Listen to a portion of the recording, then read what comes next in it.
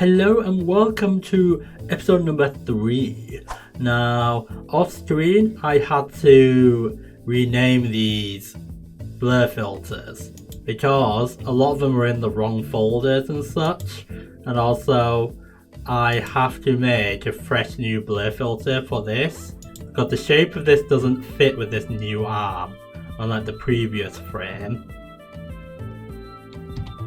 So frame 1 of the arm blur filter fits very well here, but it doesn't over here because the shape of the blur filter doesn't match with it. Because if you go like that, that bit doesn't look right, that bit doesn't look right.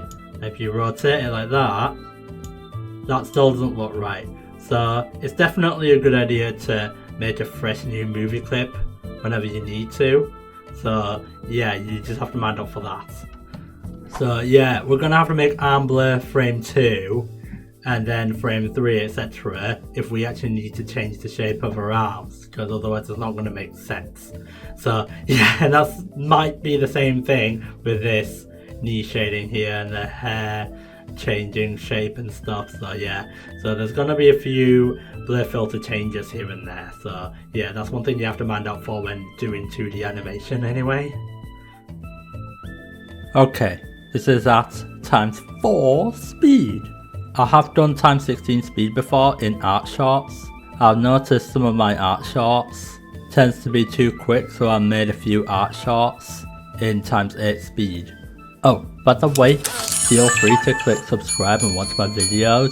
I noticed that 90% of my videos tend to have an average view duration of like 30 to 40 seconds. If you can please make it higher than that, I'd really appreciate that.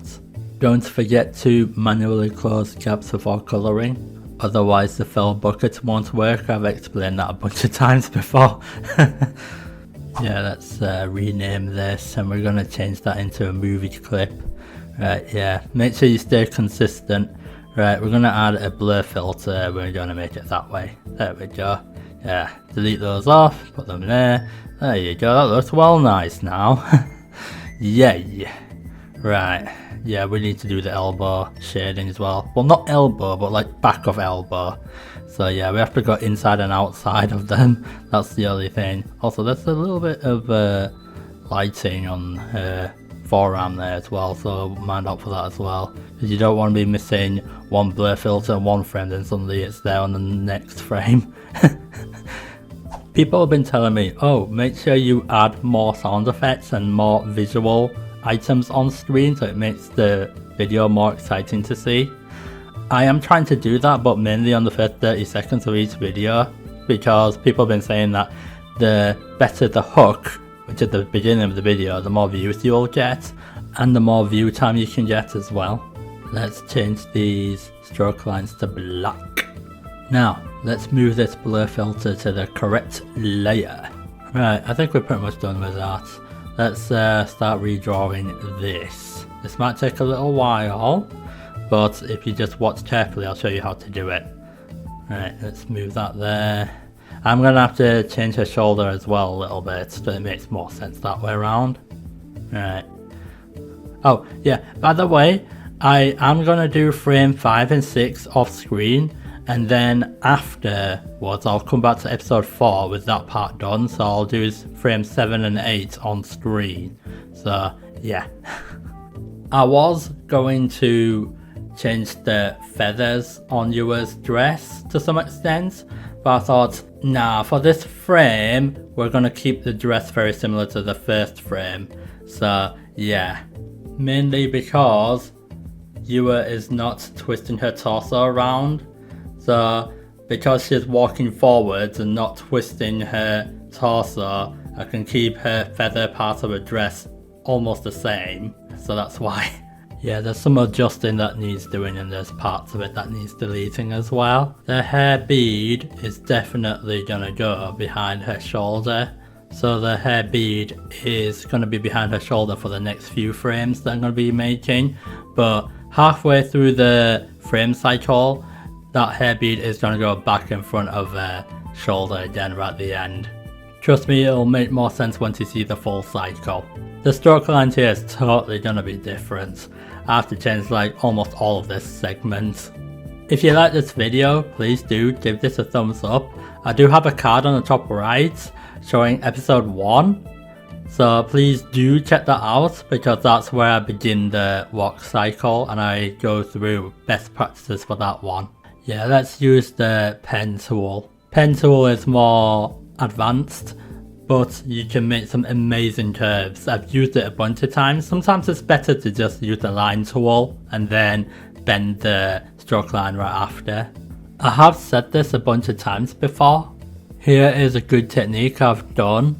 Change the line stroke to a different colour, then it's easier to highlight what you want to change. For instance, I highlighted the shoulder cloth and I changed it to blue because then that way I can double click on it and then just change what I need to. So yeah, that's a pretty good technique I employ. Basically I just need to move the cloth a little bit up and a little bit right, and I need to do that off screen for frame 5 and 6 as well.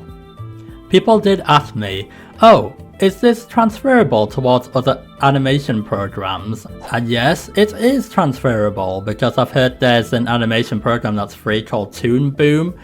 I've not used it myself, but I'd imagine it's like a light version of Adobe Flash and other 2D animation software.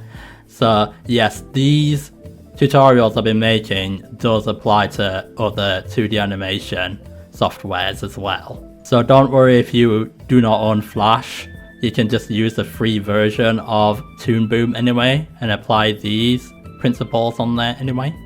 I'm thinking about making this tutorial series about 6 or 7 episodes long, because the first 3 episodes, which is being done, will be this frame pose, then episode 4, 5 and 6 will probably be frame 5 and 6. And then episode 7 will be like the quick turn on the full cycle, and I'll show you how to actually do some other techniques with the finished walk cycle. There's a lot of small stroke lines to get rid of here.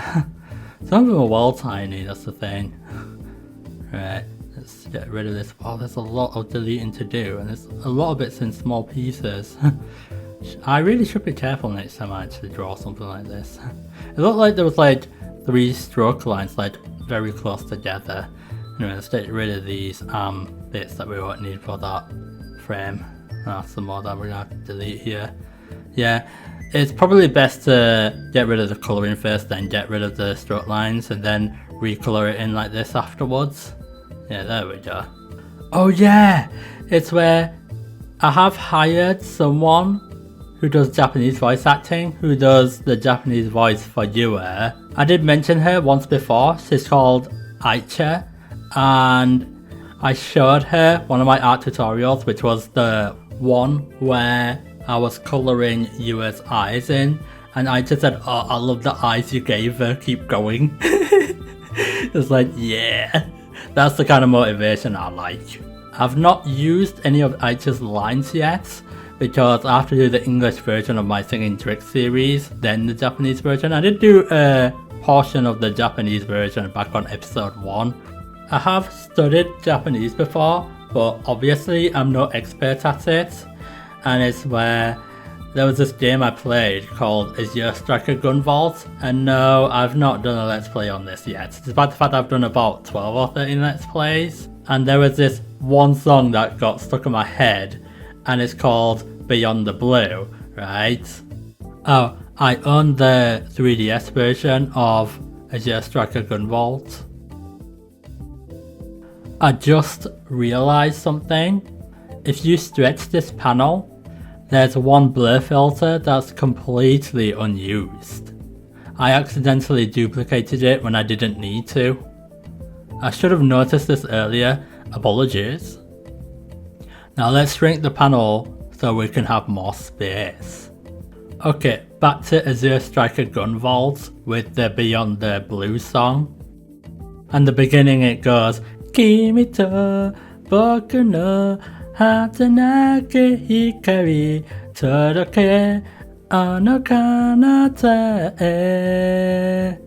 And that basically means deliver our endless light to beyond the Azure. For some reason, in Azure Striker Gunvolt, they actually changed the English lyrics in the English version. I don't know why they've done that.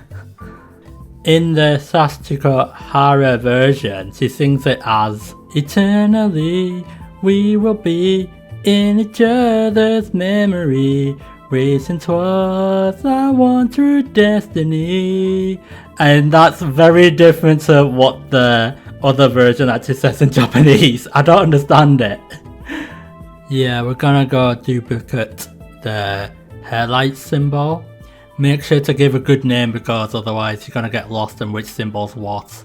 Right, we're gonna go inside this movie clip and then just move the highlights and the arm shine a little bit and make sure that looks right. We do need to go forwards and backwards on the frame timeline as well to make sure everything actually looks okay. The shortcut to those two is comma and full stop. You're gonna be using that a lot.